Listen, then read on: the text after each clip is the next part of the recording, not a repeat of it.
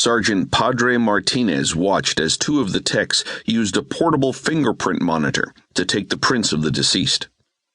He stood in a rumpled trench coat next to a wiry black man who carefully examined the body on the gurney.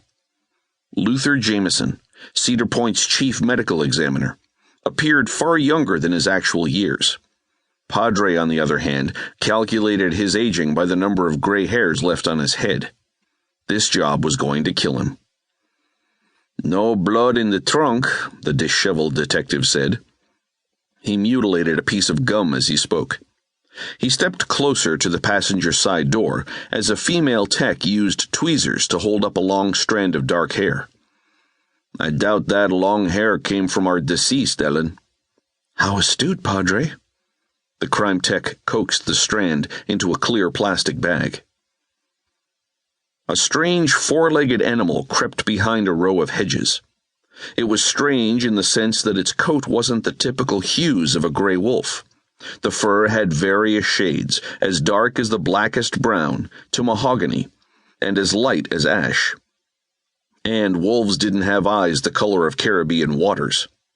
Pups were born with blue eyes, but the color changed to yellow, brown, or green as they matured. The gray wolf watched with cunning intellect. Its ears perked when it heard the detective, as though it understood about hair and forensic evidence.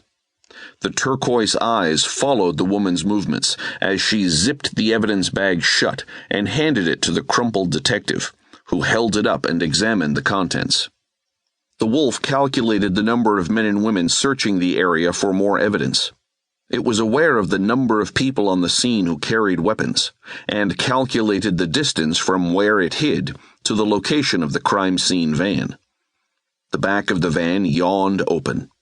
A young tech, whom the detective had called a newbie, methodically logged in the various evidence bags. The wolf slowly stood, then moved to an opening between the hedges, a direct line to the crime scene van. And it waited. Padre gave one last inspection of the vehicle's trunk. "Let's tow this baby in and go over it with a fine-tooth comb." He walked over to the gurney to find the medical examiner rolling the body onto its side. "I don't see any blood on him, no visible wounds." Luther gently grabbed one arm and turned it over. He did the same with the other arm. "No track marks, no bruises. Maybe I'll find out more when I get him back on my slab." The detective scanned the surrounding area. The boarded-up motel at the tail end of a strip mall had given up its struggle to survive. Very few customers frequented this part of town, except for the sale days for the grocery store across the street. The strip mall resembled a turnstile, with businesses coming and going so frequently, the business signs were barely hung before they had to be removed.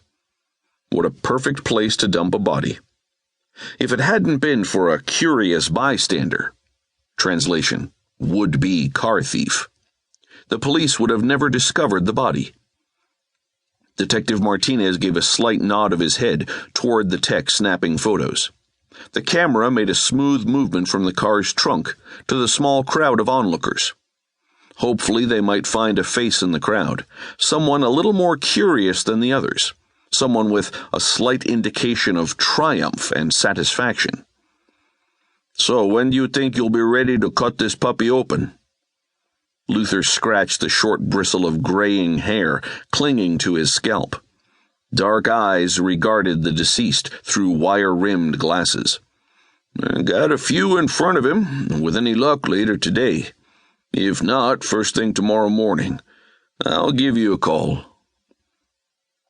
From the opposite end of the parking lot, a city tow truck slowly backed up toward the Cadillac. Its incessant beeping echoed off the decaying building. The techs and police officers moved aside, as did most of the bystanders.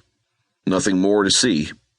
The wolf kept its eyes on the Ziploc bag resting on the back bed of the van.